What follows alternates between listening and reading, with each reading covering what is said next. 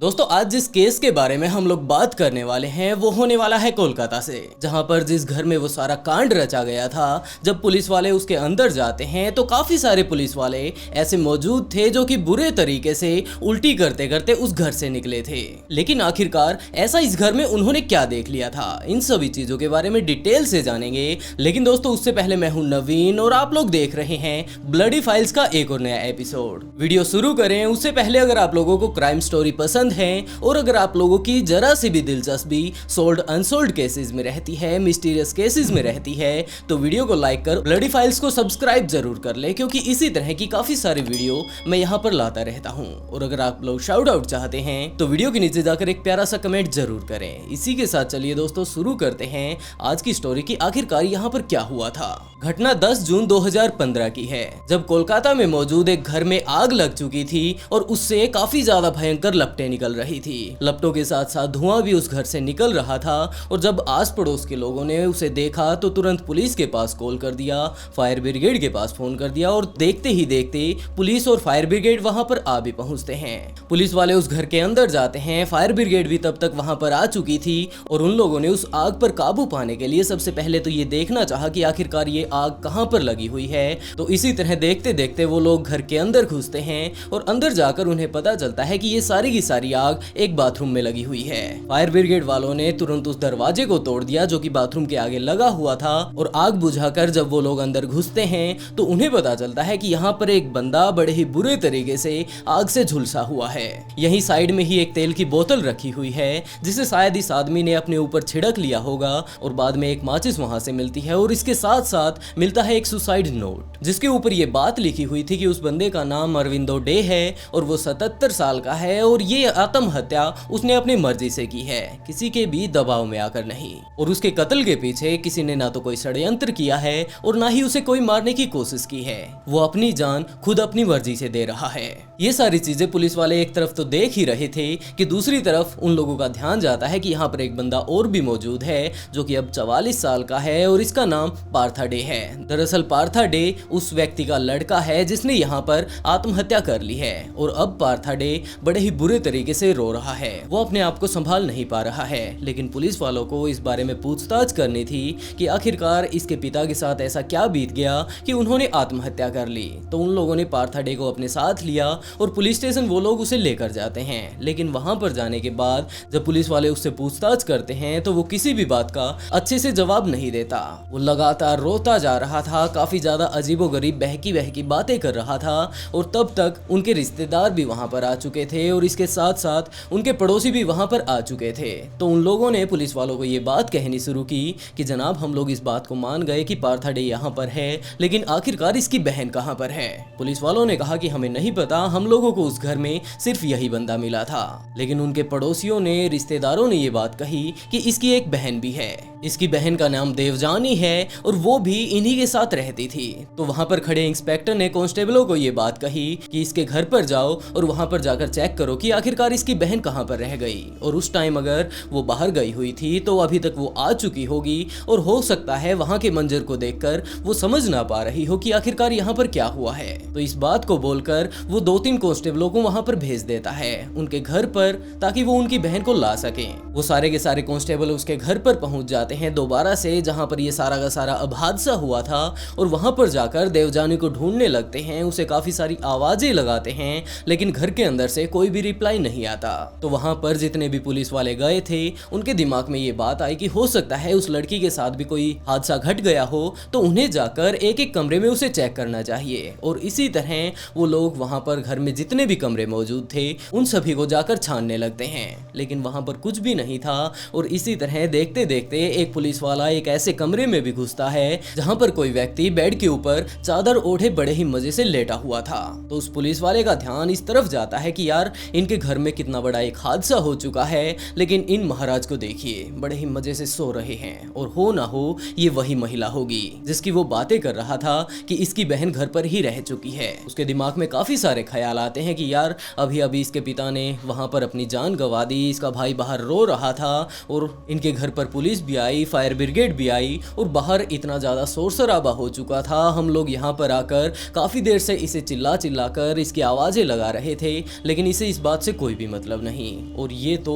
बड़े ही मजे से घोड़े बेचकर मानो सो रही हो। तो वो उसे जगाने के लिए जाता है, लेकिन तभी वो रुक गया और उसने एक लेडी कांस्टेबल को बुलाया कि एक ये लड़की है, इसे तुम ही जाकर जगाओ। और ये बात बोलकर वो बंदा बाहर चला जाता है। एक लेडी कांस्टेबल वहां पर आती है और उसने यही बात सोची कि ये लड़की सो रही है और इसे जस्ट जगाना है। और जैसे ही वो ये बात सोचकर वहां पर जाती है तो उसने देखा कि यहाँ पर एक प्लेट में ड्राई फ्रूट रखे हुए हैं, पास में ही खाना भी रखा हुआ है, लेकिन अभी तक ये खाना नहीं खाया गया।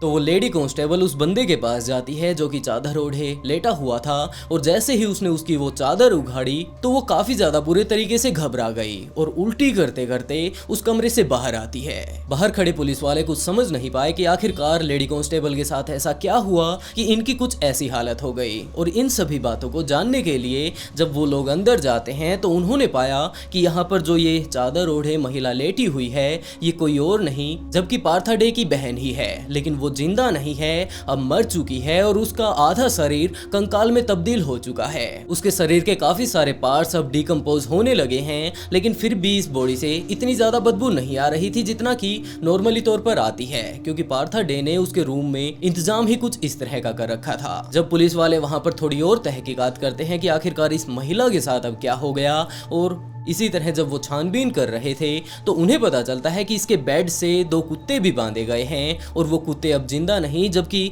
वो भी इस महिला की तरह ही कंकाल में तब्दील हो चुके हैं। उन दोनों ही कुत्तों के सामने उन दोनों के डोंगे रखे हुए थे और उनके अंदर कुत्तों का खाना रखा हुआ था। ये सारी चीजें देखते ही पुलिस वाले पुलिस स्टेशन पहुंचते हैं और अपने इंस्पेक्टर को ये बात बताते हैं कि आखिरकार उन लोगों ने वहां पर क्या देखा। इंस्पेक्टर समझ गया कि पार्था डे ने ही ये सारी की सारी कार्रवाई रची होगी और उसके पिता को भी इसी ने मारा होगा।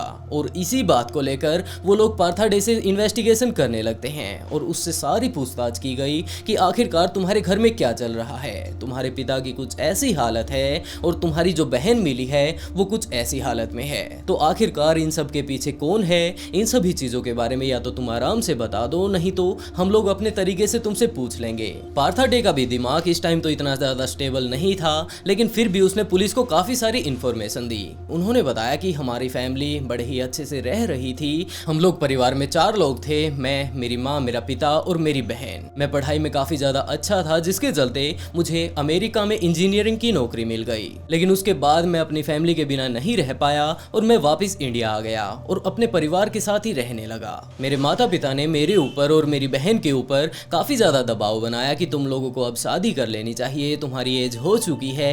लेकिन हम लोगों को इस बारे में पता था कि जब हमारी शादी हो जाएगी तो हमारा ये परिवार अब जैसा नहीं रहेगा। देवजानी की जब शादी हो जाएगी तो वो अपने घर चली जाएगी और पार्था डे की जब शादी हो जाएगी तो उसकी अलग फैमिली हो जाएगी और इसी तरह इसके माता पिता बिल्कुल अकेले रह जाएंगे। और इन सभी बातों को उन लोगों ने साफ इनकार कर दिया कि हम लोग अपने परिवार को अलग नहीं होते देख सकते। लेकिन उन दोनों भाई बहनों ने अपने माता पिता की इन सभी बातों पर बिल्कुल भी ध्यान नहीं दिया।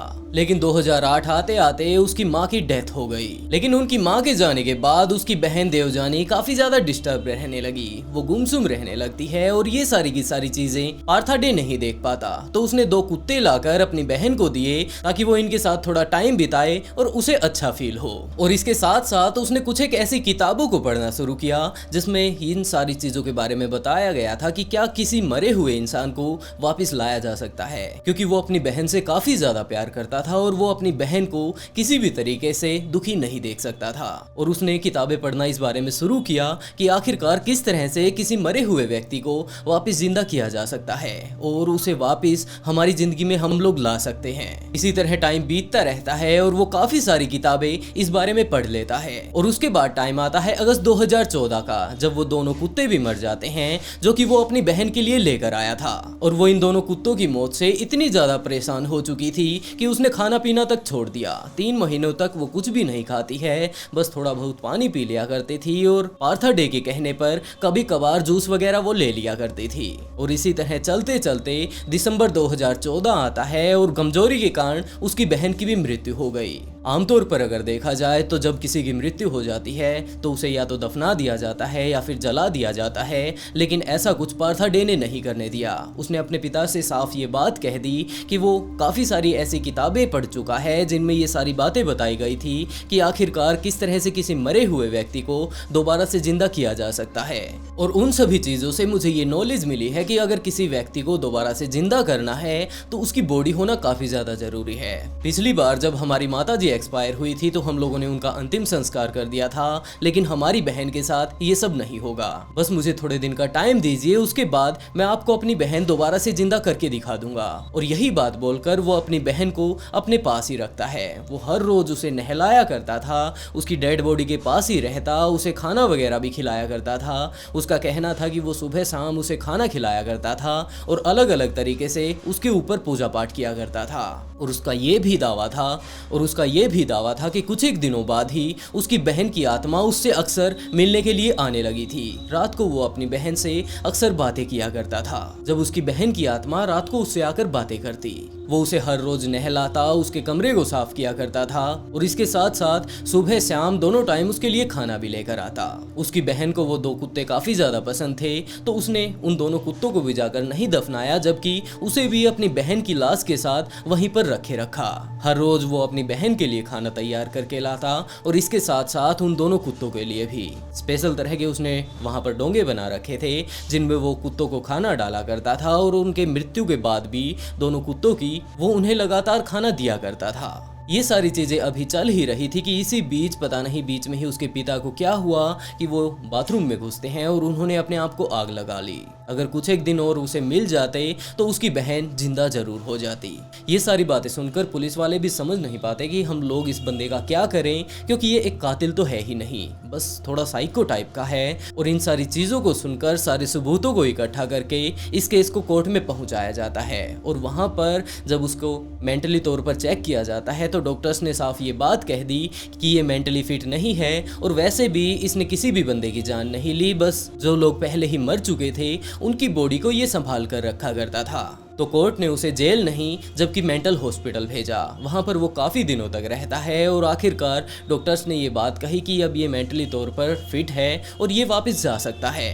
वो वापस आता है अपने उसी घर में जहाँ पर कि वो रहा करता था, लेकिन वहाँ पर रहकर वो उन पुरानी सारी की सारी बातों को याद कर पाता था कि आखिरकार इस घर के अंदर किस किस तरह का उसने टाइम बिताया है, जिसके चलते वो इन सारी चीज़ों को सहन नहीं कर पाया और उसने वो घर नीलाम कर दिया। उसके पास 40 करोड़ रुपए आए इस घर के और वो उन पैसों को लेकर कहीं और जाकर रहने लगता है। लेकिन वहाँ पर जाने के बाद भी वो अपनी ज़िंदगी के उन पुराने हादसों को नहीं भूल पाया और जिस तरह से उसके पिता ने 2015 में एक बाथरूम में घुस के अपने ऊपर तेल छिड़क कर अपनी जान दे दी थी, इसी तरह उसने भी 21 फरवरी 2017 को एक बाथरूम में घुसकर अपने ऊपर तेल छिड़क कर अपनी जान दे दी। और उसने भी सुसाइड नोट में यही लिखा कि मेरी मौत का जिम्मेदार कोई और नहीं जबकि मैं खुद ही हूँ, मैं खुद अपनी जान दे रहा हूँ। दोस्तों, अक्सर देखा जाता है कि जो लोग कम पढ़े लिखे होते हैं उन लोगों को अक्सर गवार बोलकर ये बात बोल दी जाती है कि इसने कर लिया होगा, लेकिन ये बंदा अमेरिका में नौकरी कर चुका था इंजीनियर के तौर पर, लेकिन आखिरकार इसके साथ ऐसा क्या हुआ होगा कि इसने ये सारा का सारा कांड रच दिया।